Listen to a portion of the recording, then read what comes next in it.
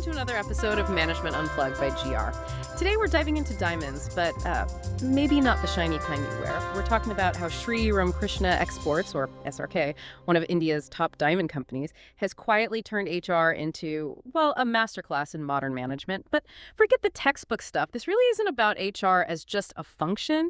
It's about how you run a business where people don't just work, they feel like they belong.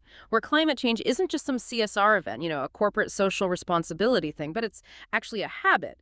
Where purpose isn't just framed on the wall, but it's built into how employees are treated, how waste gets handled, and ultimately how values drive profit. We'll explore their quadruple bottom line approach that's people, planet, purpose, and profit, and how SRK is using it to build not just diamonds, but dignity. If you thought HR was boring, well, buckle up. This is a story where artisans are treated almost like scientists, spiritual values meet LEE Platinum certifications, and bonus plans actually include compassion. Stay tuned. This one might just change how you see the human in human resource management. Okay, so let's unpack this a bit. You might already know the classic triple bottom line, people, planet, profit.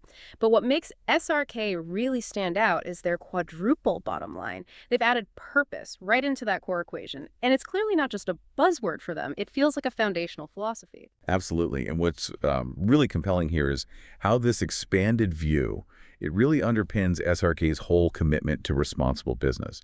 It fundamentally shapes their HR and practices, going way beyond just compliance or the usual efficiency goals. We're talking about a pretty complete integration of these four dimensions into, well, every part of the company. Right. So let's kick things off with people, because this seems to be where SRK truly redefines human capital. Oh. We're looking at, over 6,000 skilled artisans and professionals, and they're treated less like a cost center and much more like a really invaluable asset. Yeah, and it makes you ask, how does a company actually tangibly put its employees first, especially on that kind of scale? SRK does it through some remarkably institutionalized HR initiatives. For example, their holistic welfare programs. They aren't just about decent pay. They actually extend to providing subsidized housing and even education for employees' children. There's also a huge investment in continuous upskilling. They have these dedicated in-house academies, regular training, not just on the craft itself, but leadership, digital tools, and health and well-being. That's built right into the workplace structure. Regular medical checkups, mental health support, wellness activities, it's all there. Yeah. And crucially, they focus on the dignity of labor. They really elevate the status of diamond artisans through recognition, fair pay, transparent performance metrics, even in an industry that's often, quite traditional. I mean, imagine being an artisan, maybe seen historically as just a worker, and suddenly the company starts calling you a diamond scientist internally. Wow, diamond scientist. Exactly. They literally elevate their status with language and the training to back it up. That's a fascinating reframe. So what's the tangible payoff then for a company investing so deeply in its people like this? Well, this whole approach, it translates directly into real, quantifiable business benefits for SRK. They consistently report employee retention rates that are significantly above industry averages, which of course drastically cuts recruitment costs and keeps that invaluable institutional knowledge right there in the company. That deep loyalty also means higher productivity, lower attrition, and frankly, a very powerful employer brand. It really proves that a people-first strategy isn't just an expense line, it's a strategic investment with a clear return. Okay, let's shift gears a bit now to planet. For SRK, this clearly isn't just about PR stunts or greenwashing. It seems to be about embedding environmental responsibility so deeply into the company culture that it becomes almost second nature, and often driven by HR, surprisingly. Exactly. Yeah. And if you look at the bigger picture, it's a vivid demonstration of how sustainability can move from being like a one-off CSR event to an everyday ingrained habit. Their approach is pretty comprehensive. Their manufacturing units, for example, they aren't just efficient, they're actually LEED Platinum certified. Platinum, wow. Yeah, Platinum. And they run entirely on renewable energy. But perhaps more importantly, sustainability is woven into employee engagement itself. Things like tree planting drives, waste segregation training, encouraging green practices. These aren't optional extras. They're built into onboarding, into ongoing programs. And this fosters a genuinely carbon-conscious culture. You see it in things like reducing single-use plastics in the office, actively encouraging EV usage among staff. Sustainability becomes a shared value, driven through HR right across the company. So employees aren't just, clocking in and out. They're actively participating in the environmental mission. That's a huge commitment. How did SRK manage that shift? moving environmental responsibility from just a top-down thing to something employees genuinely feel part of. That's where the culture becomes so key. By embedding sustainability into daily tasks, into the onboarding, SRK essentially transforms employees into active environmental advocates. Just think about the collective impact, right? 6,000 people consciously reducing waste, maybe participating in cleanup drives, encouraging eco-friendly practices among colleagues.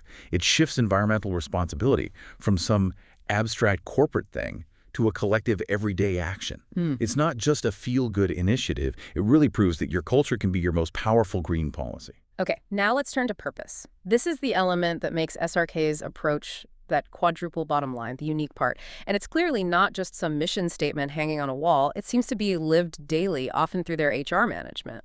Yeah, and the real challenge always is how do you operationalize something as abstract as purpose? SRK does this quite brilliantly, I think, by basing their entire company on spiritual and ethical foundations.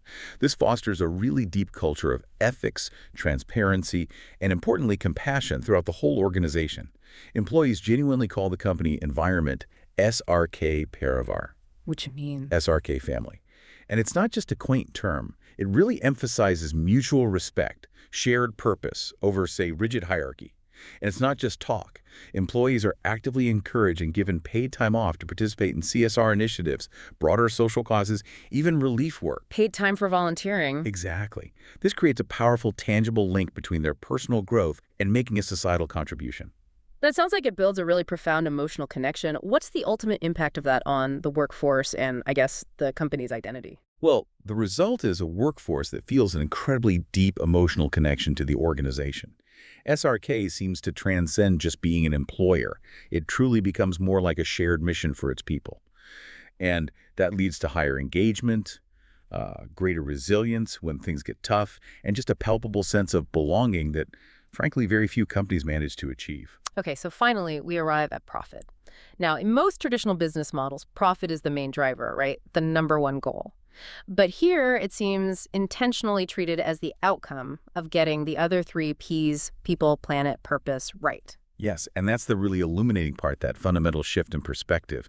Instead of profit being the absolute end-all, be-all, it becomes almost a measure of holistic success. You see this reflected in their approach to compensation, too. Bonuses, incentives, yes, they're merit-based, absolutely. But crucially, they're also tied to behavioral and cultural values, making sure growth stays deeply ethical.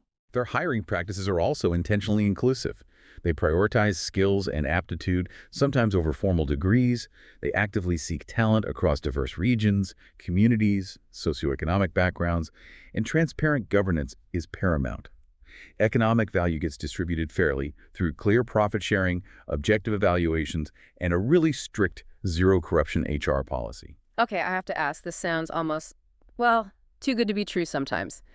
Is it genuinely possible to be financially sound while prioritizing compassion and values so highly? Did they face challenges making this work? It's a fair question, but SRK demonstrates it's definitely not an oxymoron. Now look, any large organization faces challenges. Implementing something this comprehensive isn't easy, but their long-term commitment has built this incredible reputation for integrity that attracts top talent, it fosters unwavering loyalty, and the result is a financially robust organization, one that sustains high productivity without, burning out its workforce or compromising on its core values. It's really compelling proof that responsible growth isn't just possible, but it could actually be superior in the long run. So wrapping this up, what does this all mean? For you, the listener, maybe for your own organization. SRK's quadruple bottom line isn't just some fancy framework or a theory you read about. It feels like a deeply lived philosophy. It shapes everything from HR policies to how leadership operates and really fundamentally how employees experience work every single day. Exactly. And if we connect this to the bigger picture, SRK offers a truly compelling alternative to more traditional HRM approaches. It shows a world where sustainability and human dignity aren't just afterthoughts, things you bolt on later. They're the actual starting points for how a business is conceived and run. SRK offers valuable lessons for any business, really, but especially those in labor-intensive sectors. Anyone trying to strike that delicate balance between growth and profound responsibility. Maybe consider this. If more businesses actually adopted something like SRK's quadruple bottom line, focusing not just on profit, but equally on people, planet, and purpose, what kind of world would we be building? Not just for employees, but for communities, and for the environment as a whole. Makes you think, doesn't it? See you later. Bye-bye.